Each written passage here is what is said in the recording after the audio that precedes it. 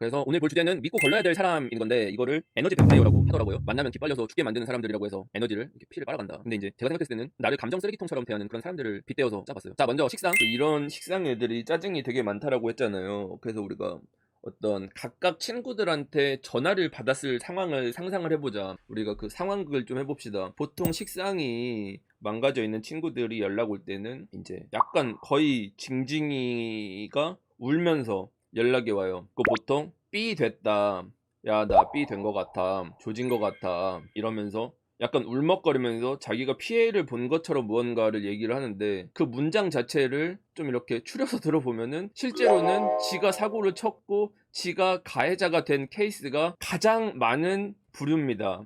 그러니까 자기는 울고 있지만 자기가 무언가를 조졌기 때문에, 조진 당사자이기 때문에 울고 있는 거지, 얘가 피해본 것이 아니기 때문에 전혀 놀랄 필요가 없어. 그 메시지를 잘 들어봐야 돼. 그 사람을 감정으로 판단하면 안 되고 메시지를 잘 들어봐야 됩니다. 지가 사고를 쳤으면서 마치 다른 요인 때문에 자기 인생이 망가진 것처럼 막 이렇게 징징거리면서 얘기를 하지만 결국은 무언가 해결될 것은 없고 자기 신세 한탄으로 마무리가 되는 그런 매직을 볼 수가 있습니다. 식상이 문제가 생기면 무언가 해결이 전혀 되지가 않겠죠. 근데 뭐 그래도 좋은 점 같은 것들이 있을 거잖아. 이렇게 뭔가 에너지 뱀파이어라고 하더라도 뭐 여러 빨아먹는 부분이 있었을 텐데, 이 식상은 그래도 이 몸의 영역을 담당하기 때문에 몸의 영역과 정신의 영역이 구분되잖아요. 사람이 육체와 마음이 있잖아요. 식상이 아무리 망가졌다고 하더라도 우리의 어떤 멘탈적인 측면을 긁거나 건드리는 단계까지는 가지 않아. 이거는 굉장히 장점이기도 하고 단점이기도 합니다. 근데 그 몸의 피곤함이 매우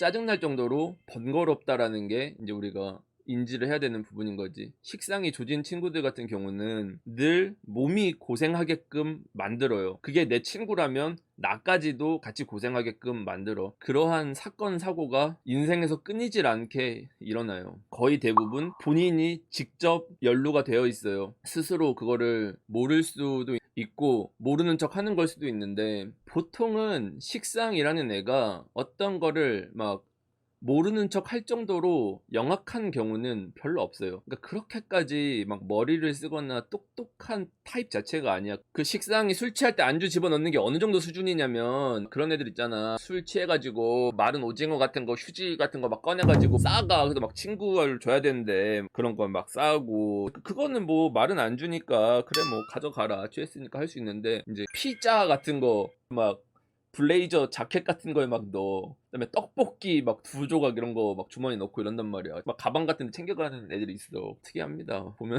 이제 식상이 우리 몸을 피곤하게 한다는 게 어떤 의미가 있냐라면은, 보통 이제 얘랑 약속 잡을 때 여러분들이 주의를 잘 하셔야 돼요. 보통 뭘 먹자고 약속을 정하거나 이렇게 하면은 그 집이 문을 닫거나 임시 휴업인 경우가 상당히 그 빈도수가 높습니다.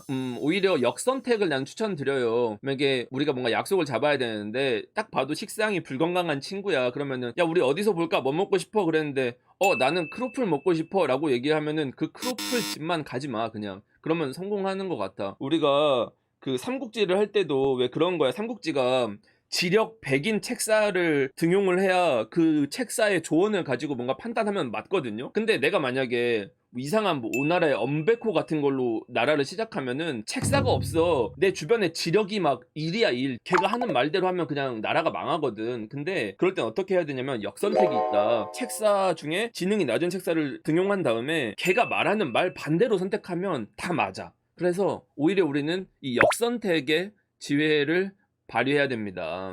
그래서 이 식상의 친구들이 뭐 하자고 하면 그것만 안 하면 그날은 성공한 날이야. 걔가 약간 삐질 수는 있겠지만 그게 오히려 모두를 행복하게 합니다. 보통 그래서 우리가 어디를 가도 돌아서 가야 된다든지 많이 걸어야 된다든지 이런 몸이 좀 고생하는 종류의 경험 같은 걸 좀 하고 싶다라고 하면은 이런 건강하지 못한 식상인 친구들을 사귀어 두면은 다이어트에 도움이 많이 됩니다. 우리가 지켜야 될 것들이 여러 가지가 있잖아요. 사회를 살아가면서. 근데 그런 지켜야 되는 어떤 기본적인 요소의 대부분을 그렇게 중요하게 생각하지 않아요. 그래서 대표적으로 가장 많이 일어나는 일들이 시간 약속 같은 걸 잘 어깁니다. 이거는 사소하게는 친구들 간의 시간 약속이어도 항상 어떠한 이유로 느려요. 그래서 뭔가 늦거나 뭐 지하철이 연착되거나 하는 어떤 핑계들이 자꾸 생겨요. 그래서 그런 친구들이 연락이 와서 몇 시에 만나자고 하면 대체로 늦을 거라는 사실을 좀 아셔야 되는 거고, 길치도 있죠. 몸이 고생해야 되기 때문에 길을 뭔가 잘 못 찾거나 하는 부분도 충분히 있을 수 있습니다. 직장에서도 통용이 되는데, 예를 들어서 어떤 프로젝트 같은 걸 하게 되면은 대략적으로 4일짜리 일을 한다. 그러니까 4일이 납기일이라고 치면은 2일 정도에는 내부적으로 사안이 정리가 돼야 되잖아요. 그리고 그것을 하기 위해서는 또한 그거의 절반 정도, 그러니까 1일차 정도에는 어떤 방향성으로 해야겠다라는 계획들을 짜야 되는데, 이 식상이 망가지면 그런 개념이 없이 그냥 계속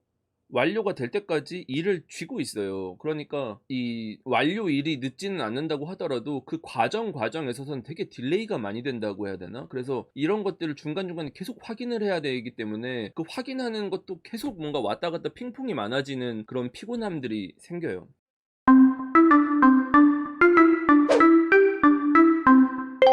이제 상대방 사주를 잘 모를 때의 식상을 구분하는 방법들은 그렇게 어렵지가 않은데, 이거는 근데 어느 정도 그 사람들이랑 대면대면한 사이는 아닌 거, 어느 정도 어떤 친밀도가 생겼다라고 생각이 들었을 때 구분할 수 있는 방법이에요. 별로 어렵지는 않은데, 그러니까 5개가 있다고 치면 나머지 4개인 타입 애들, 그 다음에 거기서 특히나 3개 정도 타입인 애들은 정말 일반적으로 먼저 꺼내지 않는 말들이 있어.